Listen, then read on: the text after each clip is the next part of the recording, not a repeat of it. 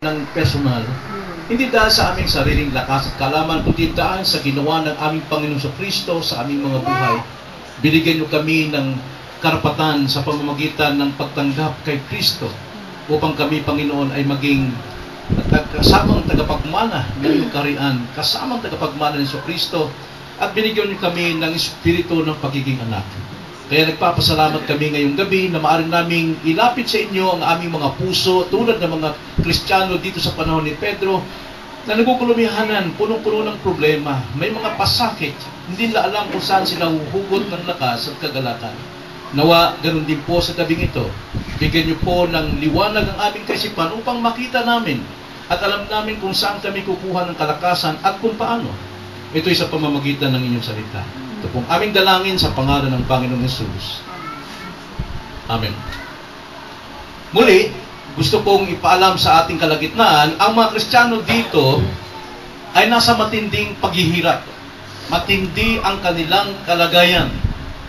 Maaring nanghihina sila, maaring sila ay nagdududa sa kanilang kaligtasan sapagkat batay sa mga payo ni Pedro rito, binibigyan niya ng diin yung tungkol sa pumanatag kayo, magtiwala kayo, lumakas kayo, magalak kayo. Sa mga tweet, mayroon silang problema sa kanilang bagong buhay bilang mananampalataya. Sila ay pinag-uusig. Kaya pinalakas sila ni Pedro. Unang-una sinabi ni Pedro sa verse 3, verse 2, kayo ay mga pinili, kayo ay mga hinirang, kayo ay mga tinawag, kayo muling ipinanganak, buhat sa dakilang kahabagan ng Diyos, at kayo ay mayroong isang pag-asa. Magalak kayo, sapagkat kayo iniligtas tungo sa isang mana na inilaan para sa inyo. At kailangan nilang magkaroon ng katatagan, kailangan nilang magkaroon ng pagtitiwala sa payo ni Pedro, sapagkat sinasabi ni Pedro ng inyong buhay ngayon, kung kayo may nagdurusa, mayroon kayong kabigatan, inaakala nyong kayo ay mawawalay sa mga pangako ng Diyos. Ang sabi ni Pedro, hindi kayo mawawalay sapagkat sapat ang proteksyon para sa inyo. Anuman ang inyong kalagayan ngayon, anuman ang kabigatan ninyo ngayon, anumang dinadanas ninyo, dahil sa inyong bagong buhay, sa inyong pananampalataya, hindi kayo mabibigo sa pangako ng Diyos. Tatanggapin ninyo ang kanyang pangakong mana. At sa atin bilang mga tao ngayon, magtiwala tayo sa kasapatan ng proteksyon ng Diyos sa kapuspusan ng ating kaligtasan.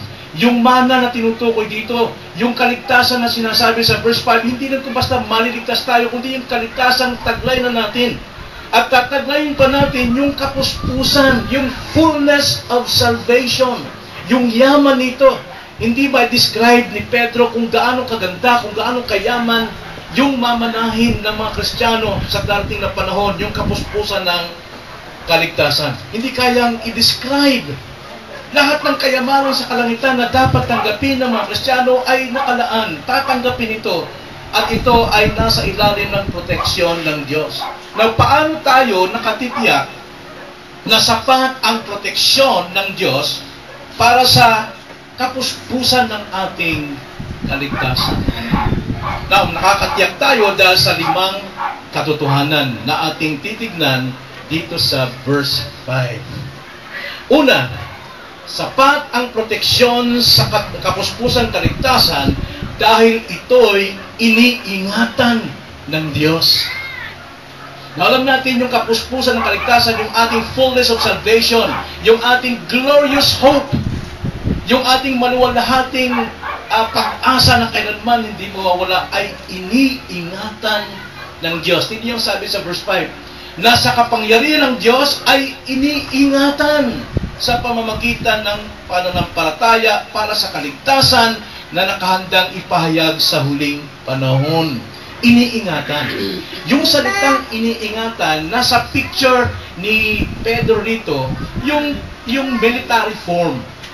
Yung salitang military, na kapag nagtayo sila ng isang station o isang lugar, ito ay kanilang pinapaligiran o ginagarrison. Garrison, iniingatan means i-garrison.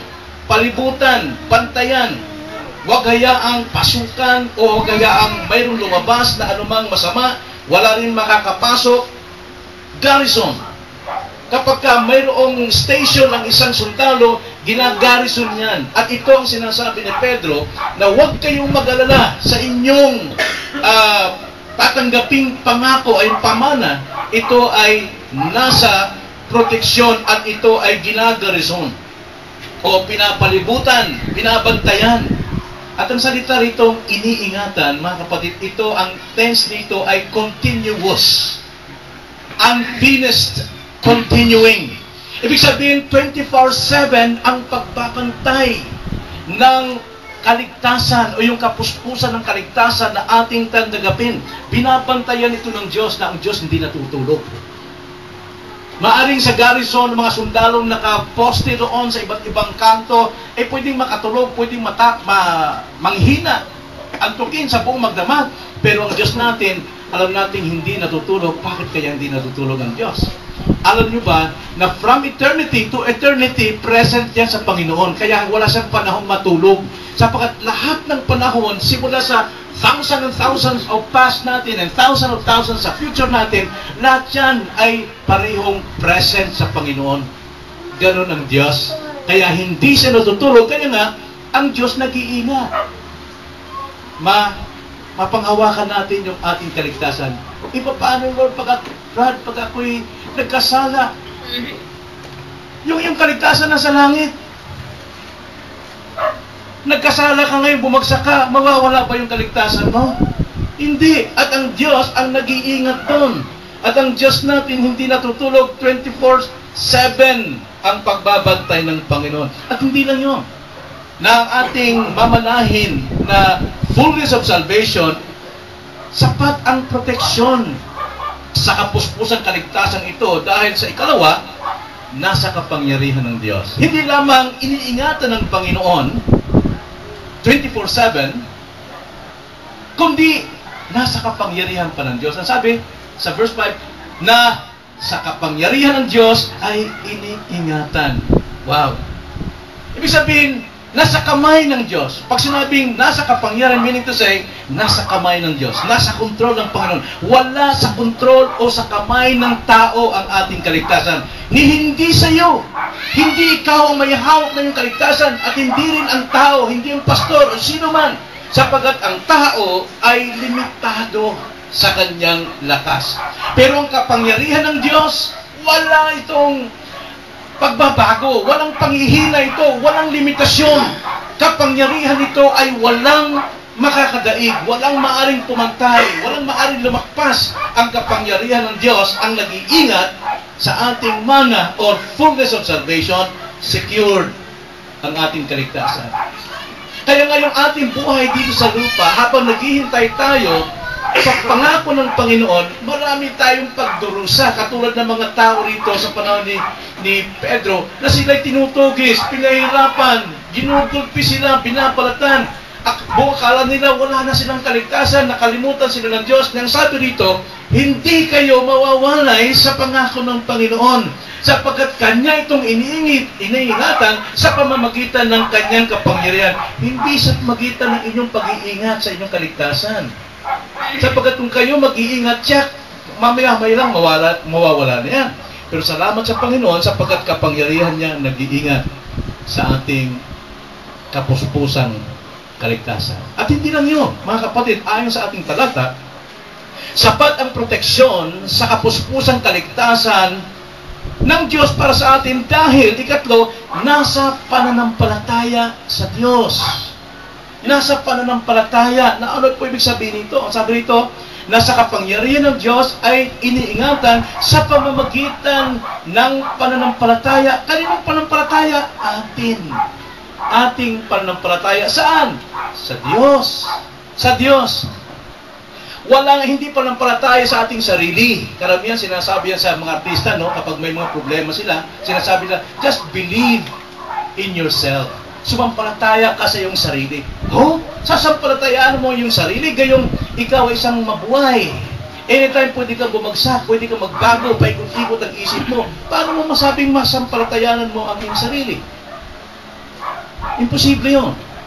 Salamat na lamang sapagkat wala sa atin ang pananampalataya para mapanatili ang ating kaligtasan. Alam niyo, wala akong tiwala sa sarili ko. Pero minsan, pag may akong ginagawa, dahil sa biyaya ng Panginoon, nagtitiwala na ako sa aking gagawin na magagawa ko ito. Iba yon. Pero sabihin, kung ako mahahawak ng aking kaligtasan, kayamanan nito, mga kapatid, wala akong tiwala sa sarili ko. Sapagkat hindi ko kakayanin yon. Ako'y nagbabago, ako'y nanghihina, ako'y nagkakasala, at pabago-bago isip ko. Kung ako may hawak halimbawa ng kayamanan yon. Alam niyo, kung titignan niyo isang picture, kung ikaw yon, no? Na ikaw ay pinagkatiwalaan ng kayamanan ng buhay mo. Tapos, ikaw ay sinabihan na kailangang ingatan mo yan, dalhin mo yung kayamanan yan, at mula dito sa kabilang pangpang, tawirin mo kabilang bundok. Mayroong 2 kilometro ang layo, at ang lalim ng bangin na yon, walang katapusang lalim at nagliliyaw. At ang gagawin mo lamang, bitbit mong kayamanan mo ito, na ikaw ay tatawid doon sa kable. Tutulay ka sa kable sa pamagitan ng inyong lakas. 2 kilometro. Kasubok na ba kayong kumapit sa sampayan? Gaano katagal? Sarili nyo lang. Gaano kayo katagal maglambitin doon? Maring abot kayo 1 oras. Pero lalambot ang mga kamay ninyo, maninigas, babagsak kayo. Kung ikaw halimbawa may hawak ng iyong kayamanang kaligtasan at patatawirin ka mula rito sa kabilang bundok, tungo sa kabilang bundok na napakalalim ang iyong daraanan. At wala kang gagawin kundi magtiwala ka sa sarili mo, lakas, itatawid mo yun. Hindi mo kaya. Kaya wala tayong pagtitiwala sa ating sarili. Mayroon tayong limitasyon, pwede tayo magbago. Salamat na lamang sapagkat ang aking tiwala ay wala sa aking sarili, kundi na kay Kristo na siyang gumawa ng aking kaligtasan at siya ang magtatapos ng kaligtasan ito. Ipinangako niya ito. Ginawa niya ito doon sa krus ng Kalbaryo. Kaya nga, kung tayo nagtitiwala kay Kristo, ganito mangyari sa atin. Okay, patatawirin tayo sa eternity na bundok. Kabila, dito tayo sa kabila, at walang katapusang bundok. Pero may kable din. Kaya nga lamang, mayroon tong tinatawag na cable car. Aircon pa. Wala kang gagawin doon, kundi ibigay mo lahat ng bigat mo, pati yung kayaman ng taglay mo. Easy lang yun. Gaano man kalayo, eternity man ang paglalakbay, alam mong nakatitiyak ka, sapagkat salo ka noon, cable car. Ang iyong tiwala ay nasa cable car at hindi sa iyong lakas. Salamat na lamang ng panampalataya natin ay nasa Diyos. Sa kapangyarihan ng Diyos, sa pag-iingat ng Diyos. At ang Diyos natin ay walang katapusang lakas, walang katapusang kapangyarihan. At siya ay mapagkatiwalaan sa lahat ng ating mga ipinagkakatiwala sa Kanya. Mahina man tayo o manghina man tayo sa ating problema ngayon. Maaring ngayon nalulungkot kayo. Mayroon kayong kinalulungkutan na hindi nyo alam bakit. Saan kayo kukuha ng lakas? Ito ang lakas. Manghina ka man ngayon. Bumagsak ka man sa kasalanan dahil sa tukso. Magkaroon ka man ng kahinaan ng panampalataya dahil sa matinding pagsubok. Yung iyong ipinagkatiwala sa Diyos na kayamanan ng iyong kaligtasan, siyang may hawak, walang hindi maapektuhan ng iyong kahinaan dito sa lupa. Hindi maapektuhan. Si Kristo at kamay ng Diyos at kamay ni Kristo ang may hawak ng ating kaligtasan. Hindi magbabago yung ginawa ni Kristo sa iyo. Kita niyo? So mayroong sapat na proteksyon ang ating kapuspusang kaligtasan dahil una, iniingatan ito ng Diyos sa pamamagitan ng Kanyang kapangyarihan at sa ating pagtitiwala sa Kanya. Pananampalataya natin sa Kanya at hindi sa ating sarili. At pang-apat, sapat ang proteksyon sa kapuspusang kaligtasan para sa atin dahil nakalaan sa kapuspusang kaligtasan ang ating kasalukuyan ngayon. Ang sabi nito, nasa kapangyarihan ng Diyos ay iniingatan sa pamamagitan ng pananampalataya para sa kaligtasan. No? Ligtas na ba tayo ngayon? Bakit sinabi rito, tayo itinatalaga para pa sa kaligtasan? So, ibig sabihin dyan, yung fullness of salvation. Sa ating panahon ngayon, hindi pa full. Sapagkat marami pa tayong pag-iyak, marami pa tayong luha, marami pa tayong problema, may kasalanan pa tayo. Pero, dating ang panahon, ito'y nakalaan para doon sa fullness, yung ating kaligtasan. So, may overlapping. Yung fullness of salvation na nakalaan sa atin, nararanasan natin ngayon. Paano maranasan? Sampalatayanan si Kristo at pagsisihan ang kasalanan. At yun ang pangako ng Diyos. Once na sinampalataya mo si Kristo, sinampalataya mo siya at tinalikuran mo yung kasalanan, then you have that salvation. And you are assured of that salvation dahil hindi ikaw may gawa, kundi gawa ni Kristo. At iniingatan ng Diyos ang kaligtasan yung nasa langit. Sarap, no? Napakasarap. Pero maraming Kristiyanong hindi nakakaalam nito. Kaya nga, pawardi-wardi ang buhay nila. Takot silang gawin ang mga bagay na imposible sa pangangaral dahil akala nila, pagka napaya sila, parang wala nang anak na Kristiano, walang epekto yan doon sa tinatago ng Diyos na iyong kapunoang kaligtasan. Nakalaan na. Pag sabi nakalaan na, nakareserba na. Di ba? Reserved in heaven. Sabi siya, nakareserba. Pag nakareserba, alam nyo, wala nang kukuha nun. Walang maaaring kukuha. Sigurado na, tiyak, at di magbabago. Kaya sabi ni Paul sa kanyang assurance, doon sa kanyang ipinagkatiwalang kayamanan sa langit. Ang sabi, tingnan natin ang sabi ni Pablo sa kanyang sulat sa 2 Timothy. Pakibasa nga po. 2 Timothy chapter 1 verse 12. Pakibasa nga. Dahil din dito, ako'y nagdurusa ng mga bagay na ito. Gayunmay hindi ako nahiya, sapagkat kilala ko ang aking sinampalatayanan, at ako'y lubos na naniniwalang maingatan niya ang aking pinagkatiwala sa Kanya hanggang sa araw na iyon. For I know whom I have believed. Di ba?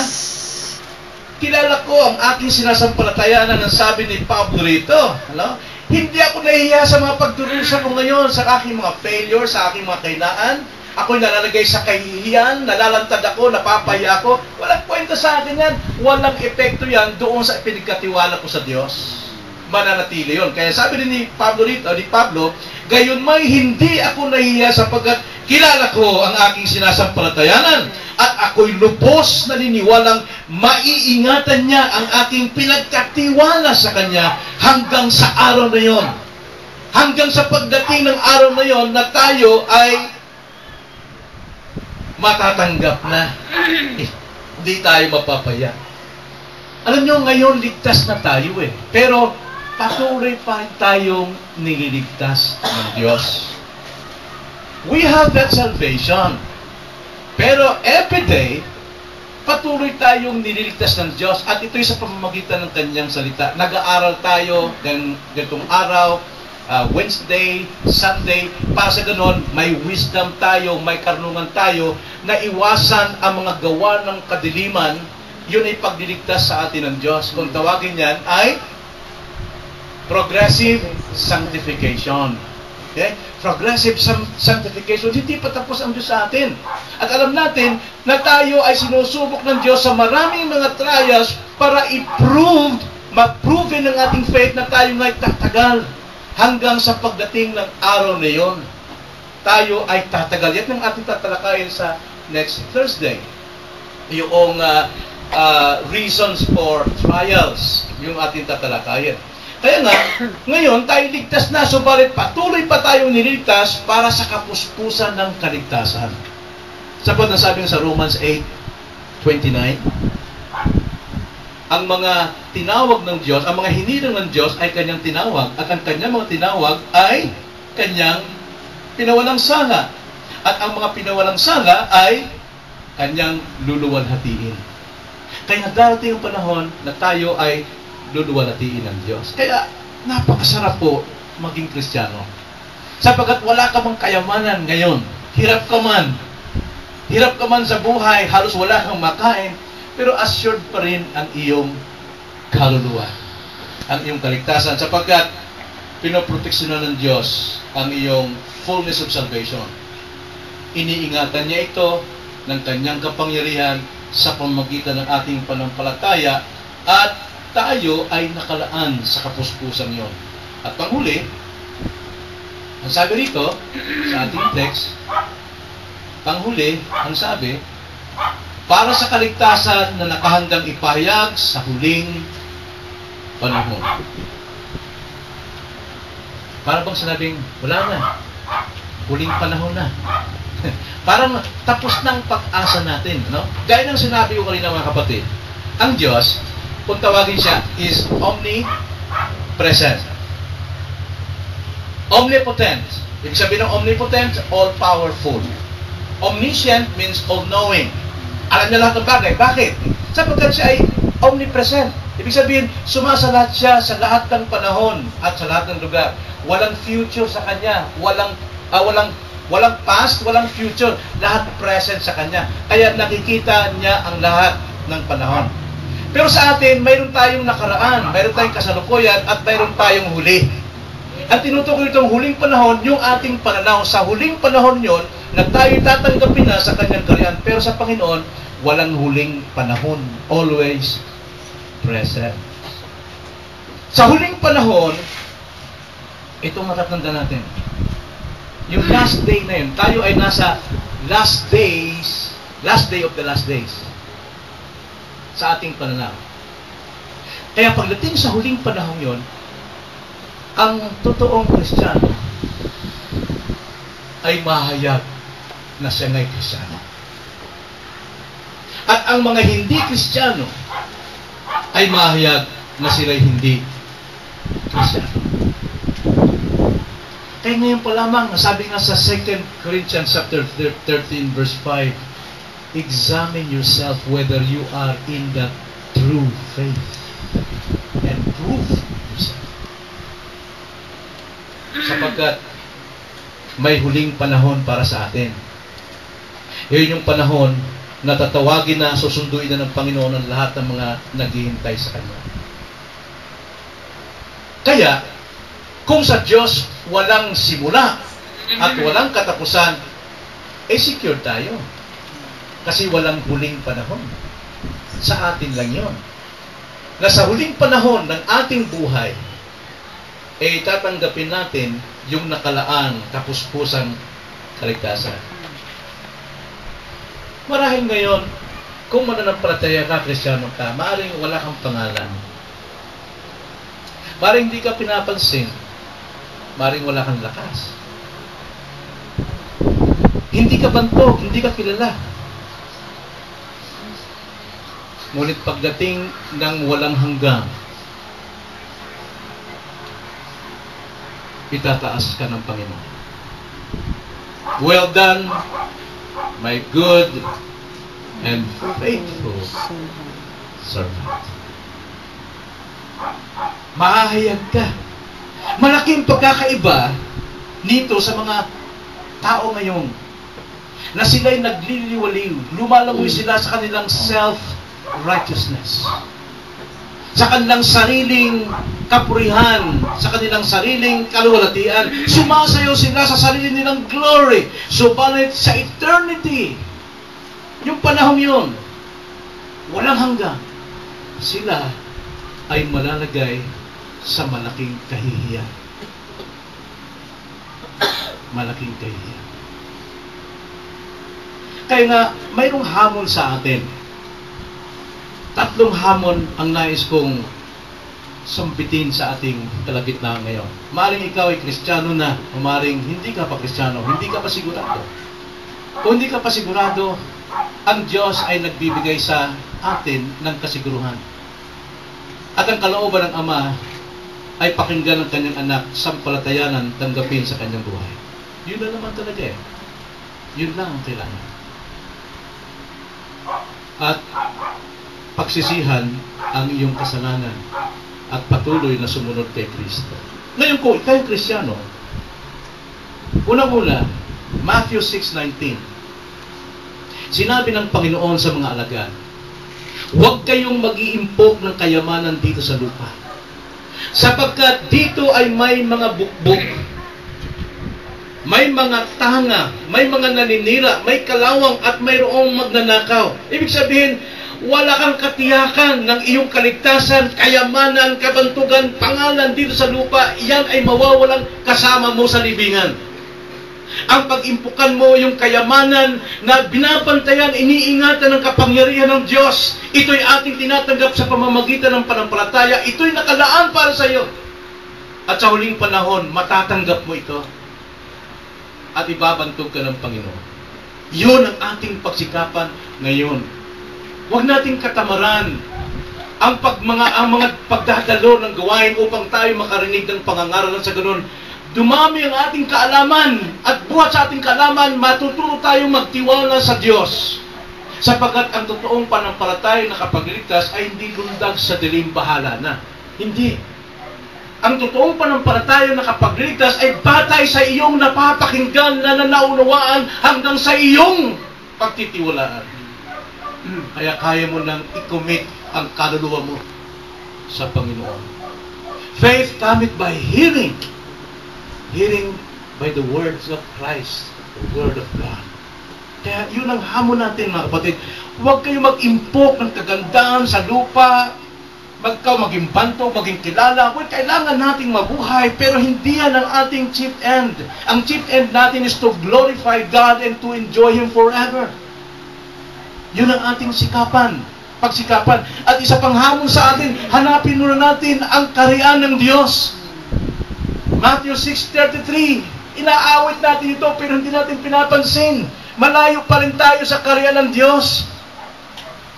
Ang sabi ng Matthew 6:33, seek ye first the kingdom of God and His righteousness, and all these things, lahat ng bagay temporal na ating kinakailangan everyday, shall follow. Shall follow. Huwag kang mag-follow doon sa mga temporal things.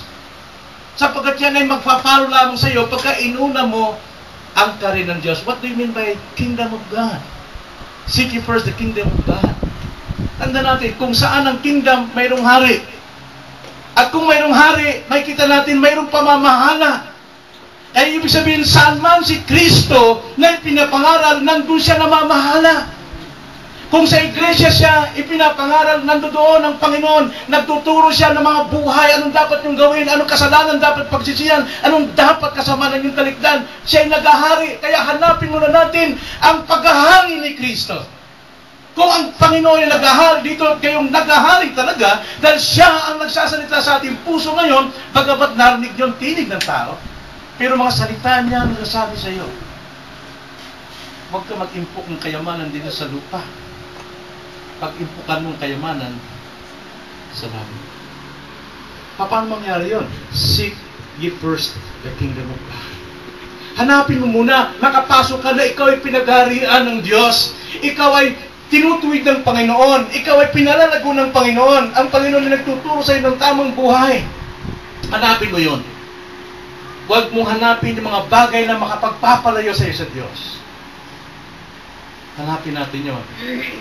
At ikatlo, na hamon dito sa atin, yung sinabi ni Pablo, kung ikaw ay ligtas na. Dito po sa Philippians chapter 2. Ito ang sabi ni Pablo sa mga Kristiyano na sa Bisaya pa, mga bagulbulan, mga reklamador sa kanilang buhay. Ayaw nilang sumunod sa kalooban ng Diyos. Pinagharian na sila ng Panginoon. Binibigyan sila ng instructions, teachings, pero ayaw nilang sumunod. Nagre-reklamo. Kung ikaw ay Kristiyano, ang sabi rito ni Pablo, Philippians chapter 2, verse 12.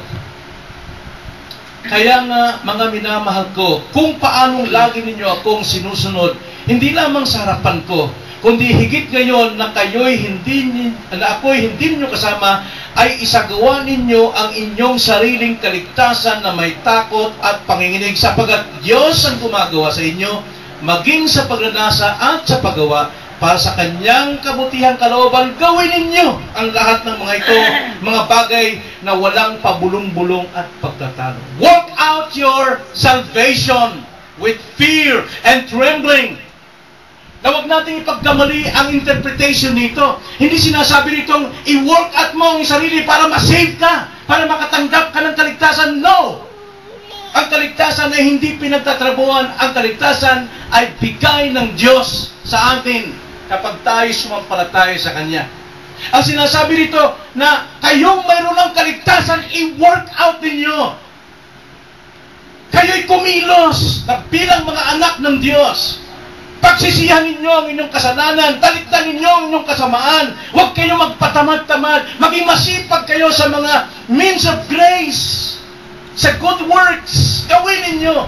Work out your salvation. Alam nyo, binigyan tayo ng katawan ng Panginoon.